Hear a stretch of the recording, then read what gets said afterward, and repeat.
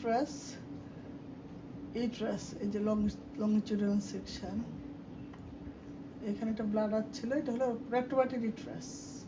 কীভাবে বুঝি? সামনে ব্লাডার থাকে, এই যে ব্লাডার, সামনে ব্লাডার, এই ট্রাসটা ফ্রম উল্টা দিকে থাকবে, ব্লাডার অ্যান্টিবায়োটিকের দিকে থাকতো, এখন রেক্টোবার্টিড। এটা রেক্টোবার্টিড ট্রাস, এটা হলো এন্ডোমেট্রিয়াল লাইন, এইখানে এটা হলো অ্যান্টেরিয়র বায়োমেট্রিয়াম, এটা হলো পোস্টেরিয়র বায়োমেট্রিয়াম। এই ট্রাসটা বেশ লার্জ এবং পোস্টেরিয়র বায়োমেট্রিয়ামে এত বড় একটা মাছ দেখা যাচ্ছে। এখন এই মাছটাকে আসলে কি?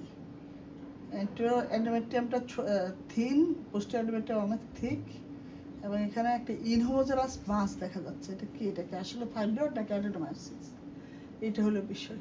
ফাইব্রয়েড দেখে তো এখানে একটু ফাইব্রয়েডই মনে হচ্ছে, কিন্তু আসলে কি এটা? কারণ ফাইব্রয়েড হলে অপারেশনে ইজি, আর অ্যাডেনোমায়োসিস অপারেশন করা ডিফিকাল্ট। তাহলে আমার আগে থেকে জানলে আমি অপারেশনের প্ল্যানিংটা করতে পারবো। তো আমি প্ল্যানিংয়ের পার্ট হিসেবে প্রথমে আমি তাকে ভাস্কুলারিটি দেখতেছি। ফাইব্রয়েডের সাধারণত কী হয়, পেরিফেরিতে ক্যাপসুলার ভেসেল থাকে, কিন্তু এটা তো যেহেতু পেরিফেরিতে তার কোনো ভাস্কুলারিটি নাই, সেন্টারে ভাস্কুলারিটি আছে, তার মানে প্রথমে এটা অ্যাডেনোমায়োসিস মনে হচ্ছে। আচ্ছা, অ্যাডেনোমায়োসিস হলে কী হয়? সাধারণত পোস্টেরিয়রে হয়, অ্যান্টেরিয়রের চেয়ে ঠিক হয়, এবং এটা এটা কিন্তু আপনার কি ব্যথা আছে? ব্যথা ছিল? আচ্ছা, আমি কি ওষুধ দিয়েছিলাম আপনাকে? লুপ্রোডে, মানে আপনাকে জিএনআরএস দিয়েছি। কয়টা দিয়েছিলাম? হ্যাঁ, ওনারটা আগে আরও বড় ছিল, কিন্তু আমি ওনাকে জিএনআরএস 3টা দেওয়ার পরে এখন একটু এরকম আসছে, একটা শেপে আসছে। আগে আনলার ছিল বেশি। ওনার ওভারিগুলিতে আগে চকলেট সিস্ট ছিল, এখন কিন্তু ওভারিতে চকলেট সিস্ট নাই।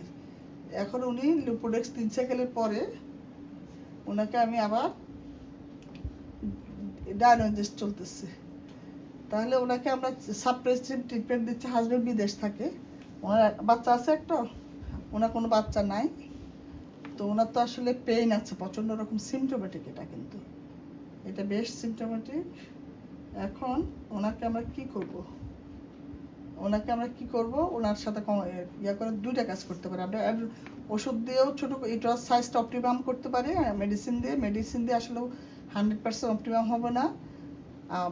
আমরা এখন করছি এতদিন, এরপরে অ্যাবলেশন করতে পারি, অ্যাডেনোমায়োমা অ্যাবলেশন করতে পারি। তো ফোকাল অ্যাডেনোমায়োমাতে যেহেতু এটা ফান্ডাসের পিছনের দিকে, এটাকে ইচ্ছা করলে আমরা অ্যাডেনোমায়োমেক্টমি করতে পারি। আর রোগীর সাথে কথা বলে এটা কী করবো সিদ্ধান্ত নেব। ঠিক আছে।